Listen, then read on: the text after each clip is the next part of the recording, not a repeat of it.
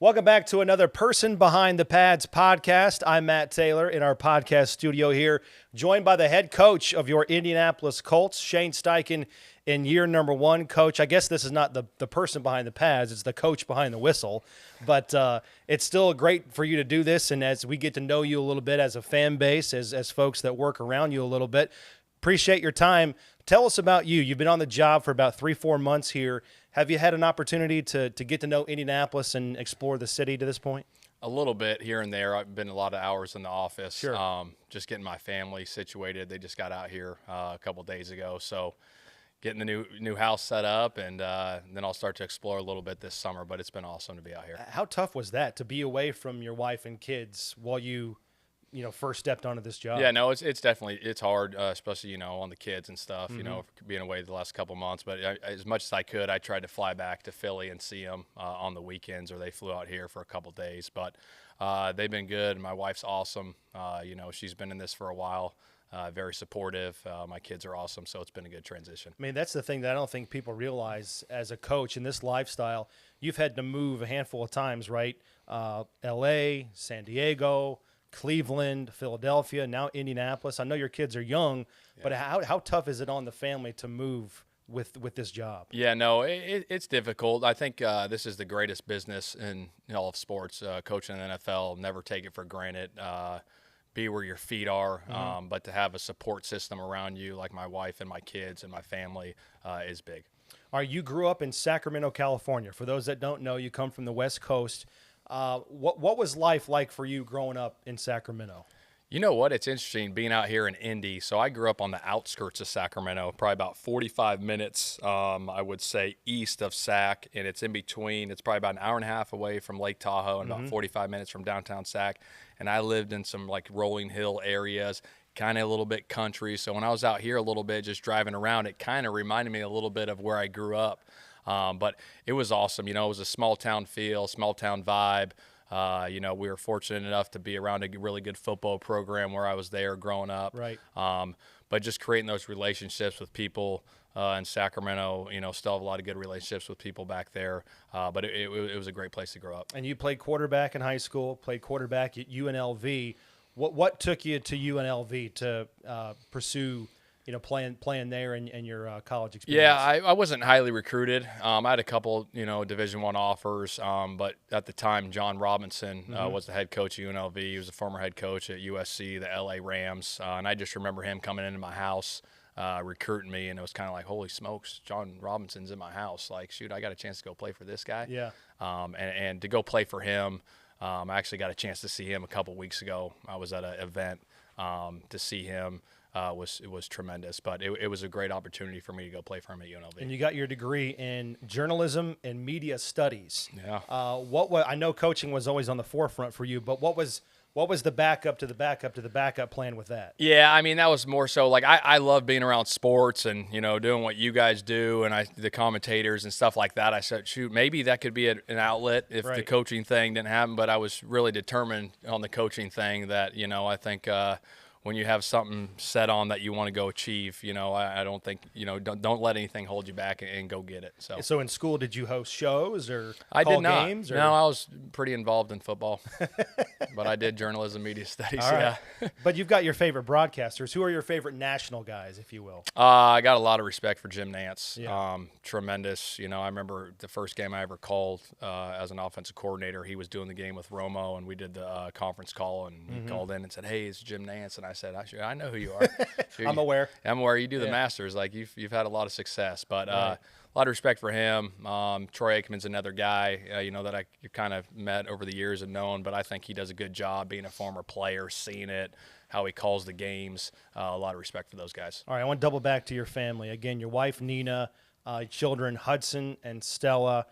We kind of already talked about the difficulties or the challenges of moving them around, but now that they're here, now that you're fully entrenched as the head coach of the Colts, how challenging is it to be a dad, a husband, and obviously the head man overseeing this huge operation? Yeah, it is a challenge. I think when you're away from the building, you got to be really intentional with your kids and your wife, obviously, and spending that quality time and make sure it's focused on them.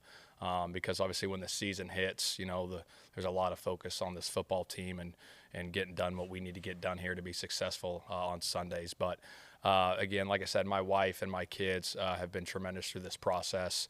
They've been so supportive, and very fortunate to have them in my life. How about your kids? What type of kids are they? Can you describe their personalities? Yeah, my son's he's a sports guy. He loves playing sports, baseball, football. Those are his main sports. It's funny because like he got an Xbox from Santa from Christmas, but he was like, shoot, Dad, let's go play baseball or let's go throw the ball in the backyard. I'm like, heck yeah, let's go. Gotta love to hear that, right? Active, very active. And then my daughter, she's into the dollhouse stuff and doing all those things. So they're both great. Do you have any desire to coach them in sports as they grow up? Yeah, Or maybe in time down the road. But right now, when I go watch their games, I kind of just be a dad and observe and watch. Sure. All right, for you, when you do have like an ounce of spare time, how do you fill that? If you have an hour to yourself, are you watching TV or turning on a movie?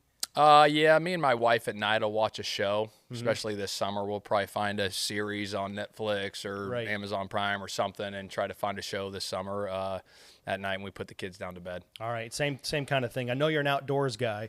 Fly fishing, you play golf.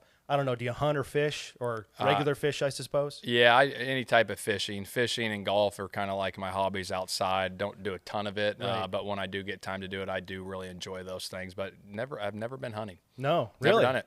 I know you're an outdoors guy. Now, you have picked up fly fishing. I've never been fly fishing. It seems really difficult. Like, how do you even get into that? How long does it take to be really good at that? Yeah, I think, it is.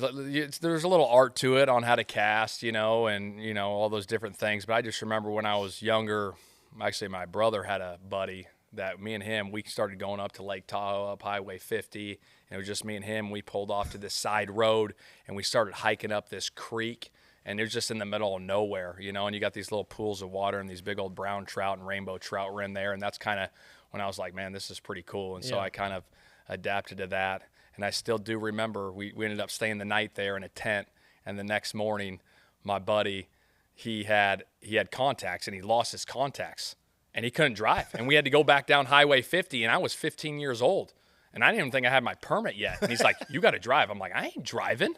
I'm like, you get pulled over, done. He goes, they'll probably give you a Medal of Honor. I can't see.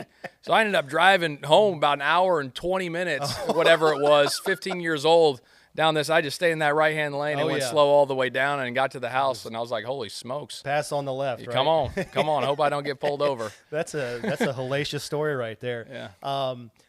But there's something to that, though, like just being outside, like when it's you and nature. I mean, there's just something about that, especially with your schedule and your daily grind that you go through, right? Yeah, there's no doubt. It's probably the one time, where I kind of take my mind off everything and I'm not thinking about football at that moment, for that hour and a half that I'm fishing out there, just kind of watching that dry fly on top of the water or whatever it is, whether it's a spinner bait, just waiting for that thing to hit and see a fish hit it. And that's where my focus is. Great feeling, right? Yeah, it's pretty fun. Yeah. All right, we talked about golf. Have you had a chance to play golf here in Indiana? You know what? I haven't. I got to get out. I'll hopefully get out here this summer a couple times. So excited, looking forward to that. And what kind of golfer are you? I'm an average high 80s. Yeah. Right in there.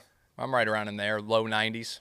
Okay, if you could play golf with one person, or who's your most enjoyable person to play golf with? Let me rephrase it that way. I enjoy playing. I play golf with Norv Turner quite a bit back in San Diego. I enjoy talking because we're kind of talking football too at the same time. So we get a little bit of both in there. But I really enjoy playing golf with him. But if I had to pick one person to play golf with, gosh, that's a tough question. Yeah. Oof. I don't know if I have a great answer for you right now on that one. I have to think about that for a little bit. 4 hours with somebody is a long time. Yeah. No doubt about that. All right, music. What type of music do you like? Shoot, anything that gets the foot tapping. Yeah. I listen to a little bit of everything, some rap, hip hop, love country music. Just depends on the vibe and the feel, Like, shoot, if I'm out on a lake, I'm probably listening to country on a pontoon boat. If I'm getting ready for a football game, we got hip hop playing in the locker room. Talk about being where your feet are, right? Yeah, so. Love it. Whatever that moment stands for, like that's what kind of music's probably going to be playing. Do you have a coach's playlist that gets you hyped before a game? No, I don't. I think, but every year I kind of I'll find a song or something, and then I kind of go with that song for a couple of weeks, right before we, get to the stadium or we're in the stadium, I'm walking in, or maybe in my locker room, I'll just, in my office, I'll just put on a little song on my iPhone and let that play for a little bit. But really focusing on the call sheet and getting ready for the game. All right, I don't mean to put you on the spot here, but to wrap up, again, this is a get-to-know-you piece for Colts fans to know their new head coach. Anything you'd like to tell the fan base about yourself, personality-wise, before we wrap up? I would just say that, I'm a passionate guy about the game, and I'm going to give everything I got, to this organization and this city to, put a winning product on the field. No doubt about it. The person behind the pads, the coach behind the whistle, that's Shane Steichen. Doesn't matter. He's a good man. Coach, really appreciate your time. Thanks for doing this. All right. Thank you, guys. Appreciate it.